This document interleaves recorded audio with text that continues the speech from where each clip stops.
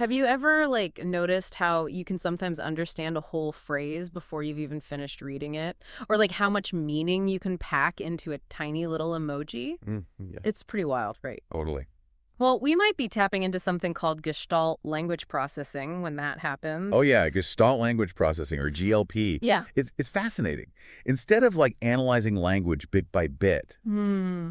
it's more about understanding these like bigger chunks or scripts all at once. It's like seeing the whole picture, not just the individual pieces. Exactly. And it's really interesting. It's thought that GLP may actually be how humans have used language for, well, most of history. Which is a really cool thought, Yeah, right? it is. So we are diving deep into GLP today, and we're drawing from this podcast episode 73, of The Hidden History of Gestalt Processing. Oh, cool. Yeah, it's by Dr. Jaime Hoerricks. And it's really thought-provoking. Like, one of the things that really struck me was, if this way of processing language is so, like, natural, why is it so often seen as a learning disability today? You know what I mean? It's a great question. And to answer it, I think we need to take a trip back in time, long before reading and writing were widespread. Okay, Back to a world where, well, oral tradition was everything. gotcha. Imagine like a Gaelic storyteller, a Sean-chai, Oh, yeah. captivating their audience with all these like amazing tales of heroes and myths. I can, like, almost hear the rhythm of their voice, Right. the vivid imagery. It's almost like a performance. Exactly. And in Gaelic culture, those storytellers, along with the poets, the Fili, they weren't just entertainers. Oh, wow. No, they were like the keepers of history, law, culture. Their words, they carried the weight of generations. It's a huge responsibility. It really is. So GLP, with its focus on understanding whole scripts and the context they're embedded in, that was critical in these oral societies. Absolutely. But wouldn't you say that, like, written language is ultimately more reliable for preserving information accurately? Well, that's a common assumption. Yeah. But think about this. Oral traditions relied on GLP Mm-hmm. to create these incredibly complex and nuanced systems of memorization. It was like a mental map, where stories and genealogies and even legal codes were all woven together into this cohesive whole. Wow. So it's not just memorizing words, it's like understanding the relationships between ideas, Right. the emotional weight, the whole package. Precisely. And that's where GLP really excels.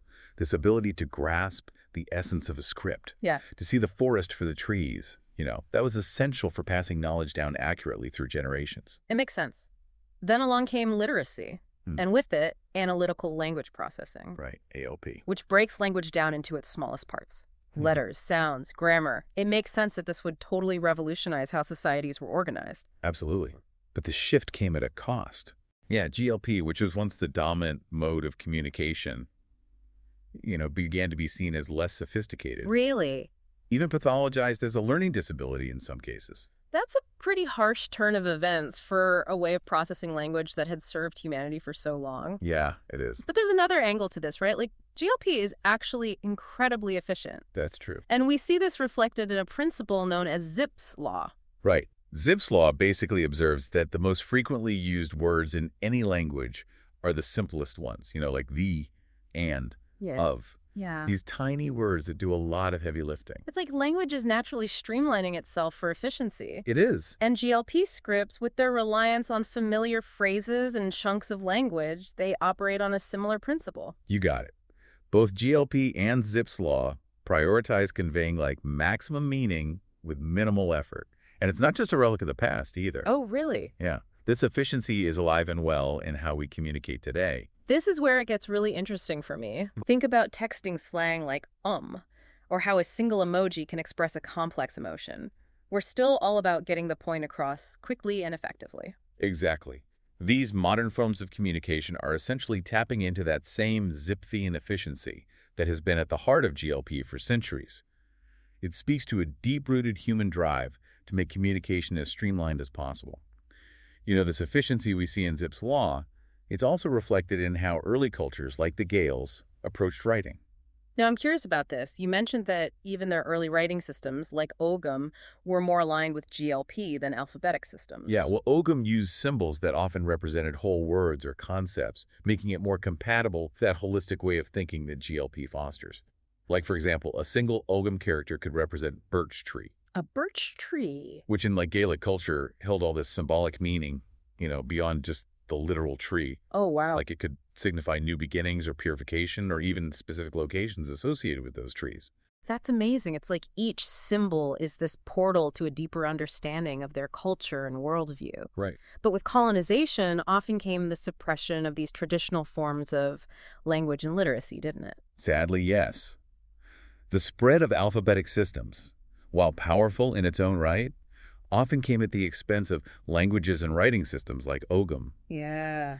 And this contributed to the marginalization of GLP as the focus shifted more towards this analytical approach favored by the dominant culture. It makes you wonder how much cultural knowledge and wisdom was lost in that process. It really does. It reminds me of my grandmother, who was this incredible storyteller. Oh, nice. She would weave together family history and local legends and life lessons into these captivating narratives. It was like stepping back in time. That's a beautiful example of how GLP thrives in storytelling. Yeah. Your grandmother, much like the Gaelic Shanjai, wasn't just reciting facts. Right. She was transmitting this whole world of meaning, emotion, and cultural understanding through those stories. It makes me realize how much we might be missing out on in our modern world, with its emphasis on written communication and analytical thinking.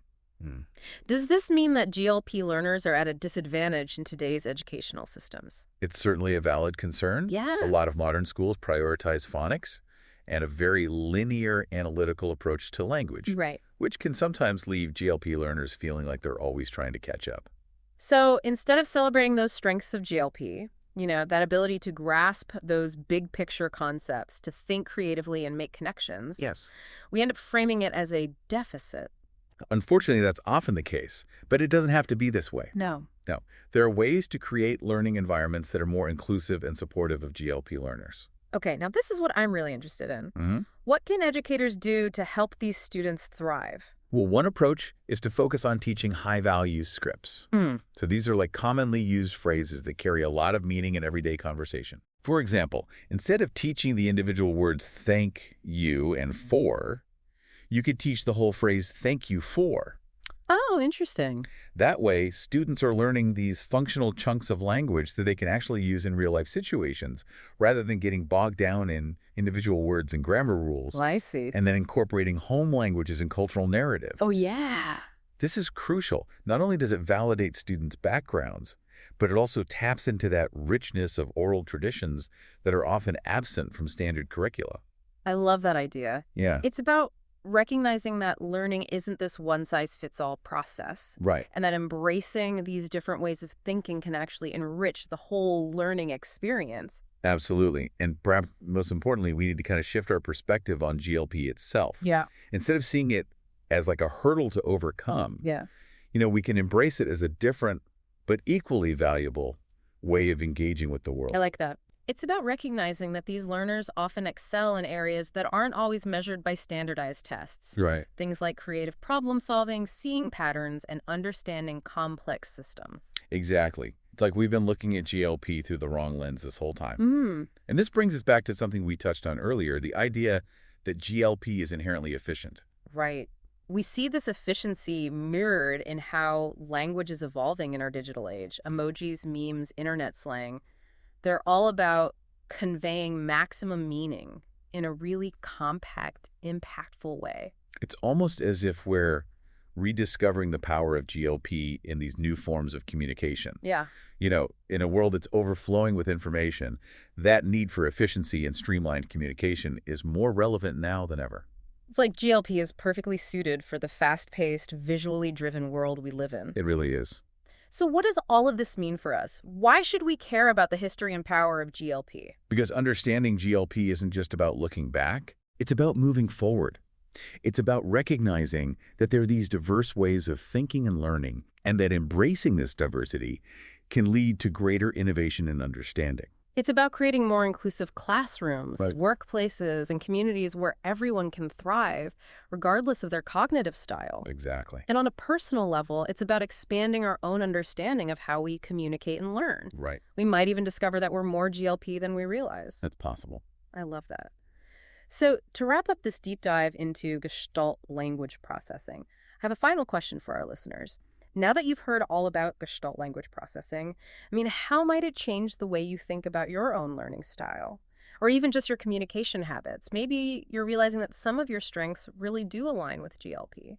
It really raises an important question, Well, If GLP has been so essential throughout human history, what does it mean that it's so often labeled as a disability today? it really makes you think, doesn't it, about like what normal or correct learning even looks like, or communication. Maybe instead of like trying to fit everyone into the same box, we should be celebrating all these different approaches. I completely agree. Maybe by understanding and valuing GLP, we can open up all these new possibilities, not just for ourselves, but for, well, future generations. Such a good point.